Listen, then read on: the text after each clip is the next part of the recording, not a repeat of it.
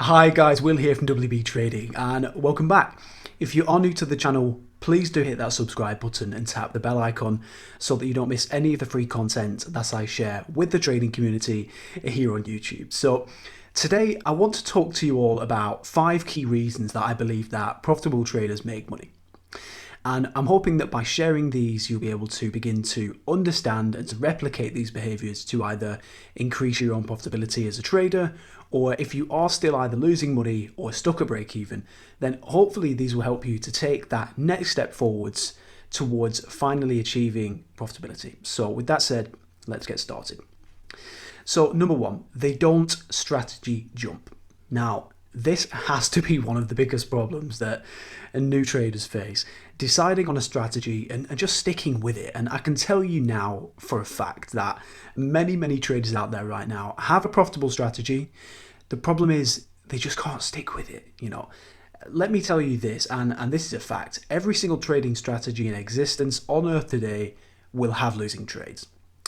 Losing runs will happen repeatedly, but on the other side of this, winning runs will happen repeatedly as well as probabilities play out. Now, you have to remember that trading is a numbers game, and one point that I can't emphasize enough to newer traders is the following.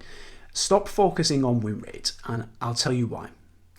The higher the win rate, typically the smaller the wins, and the lower the win rate, typically the larger the wins. So whichever way you go, high win rate strategy or low win rate strategy, you're still going to make money either way, but it's also still going to be hard work either way. There will still be both wins and losses and both winning and losing runs. And this is what separates profitable traders from non-profitable traders. They understand this. They know that whatever the win rate, there's going to be good times and bad times, and they're prepared to weather the storm as their edge plays out long term without being shaken out. And on the other side of this is where losing traders come unstuck. When the losing run comes along, they get nervous, they get scared, they start making mistakes like jumping in and out of trades, taking small wins but big losses, moving to break even, getting stopped at zero before the trade then runs on in their favour, and on and on. Sabotaging their strategy almost by choice. It's just utter madness, and this is one reason that I trade mechanical strategies using rules so that I know exactly what to do at all times, no matter what. No discretion, no guesses, no predictions. All I do is follow the rules through thick and thin, long term, and I can tell you right now, that's the only reason that I'm profitable, and that's one of the key reasons why profitable traders make money. It really is as simple as following a proven process repeatedly over the long term. So if you are still strategy jumping and you can't trade just one strategy for at the very least 6 months to a year with no self-sabotage whatsoever, then you know why you aren't profitable yet, and you know what you need to do to become profitable. Stick to a strategy or strategies long term, let your edge play out. Number 2, they know their edge over the market inside out, and they know exactly how and why their strategy or strategies provide this edge. So what I mean by this is nothing is a surprise to them. They know the size of their average loss, their average win, their worst losing run, their best winning run, etc. They know their win rate. They know their average monthly, quarterly and yearly gain. They know exactly where and when their setup or setups will actually form and exactly what they'll do when this happens. And overall, outside of a rare black swan event, there's just no room for error. On the other side of this, if you are still losing money, then I'd guess that you may not know some of what I've just mentioned in relation to your own strategy or strategies. So just take a second to ask yourself, do you know your approach to the markets inside out? Do you know all of the relevant statistics for the strategy or strategies that you trade so that you're fully prepared for everything and anything that can happen? If not, again, this might hint towards why you're perhaps lacking confidence and or why you're not trading profitably quite yet. And by the way, just very quickly, if you are enjoying this video today, it would be great if you take just a second to share this video on Facebook or Twitter, or perhaps send it to a friend who will enjoy it. That would really help me if that's okay with you.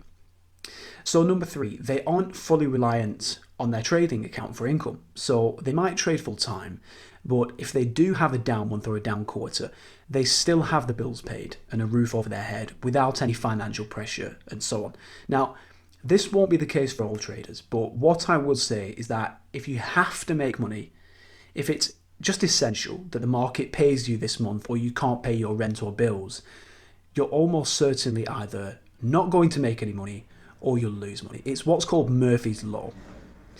There isn't a trader out there who can make money every single day in all market conditions, no matter what. So having some kind of buffer, having some kind of background income to put your mind at rest and alleviate the worry or the need to make money can just have hugely positive effects on performance, whether that's a rental property or an index fund ticking away in the background, or maybe some form of royalties or consulting. There are quite a few ways to generate that background income that takes the pressure off slightly.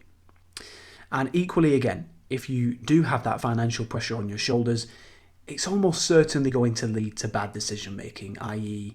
snatching at profits, rushing into trades because you have to make money, and so on and so forth. So my suggestion to anybody thinking of trading full-time would be to either slowly reduce work hours whilst you grow your account, and or just build at the very least an entire year's savings to pay all bills and the mortgage and so on and so forth. Or even add in just one of the background revenue sources I've just mentioned, like a buy-to-let property or something basic, so that again, it just takes that performance pressure off slightly. There will be some pressure when you actually make the jump, but it won't be life or death, and you won't be out on the streets, for example, if you aren't profitable in month one. And I don't actually think I know of even just one full-time trader who literally only trades. All of the full-time traders I know either have property, or they mentor, or they share their strategies, or they have a paid newsletter or something, just to take that pressure off very slightly.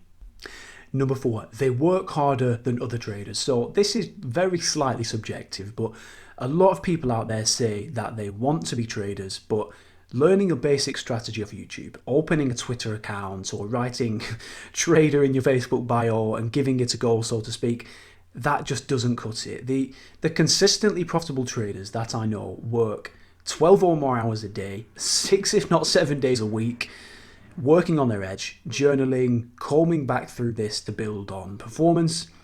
They then go even further by working on themselves, their health, their well-being to stay balanced and focused so that they can trade at their best. It really is an all-consuming passion.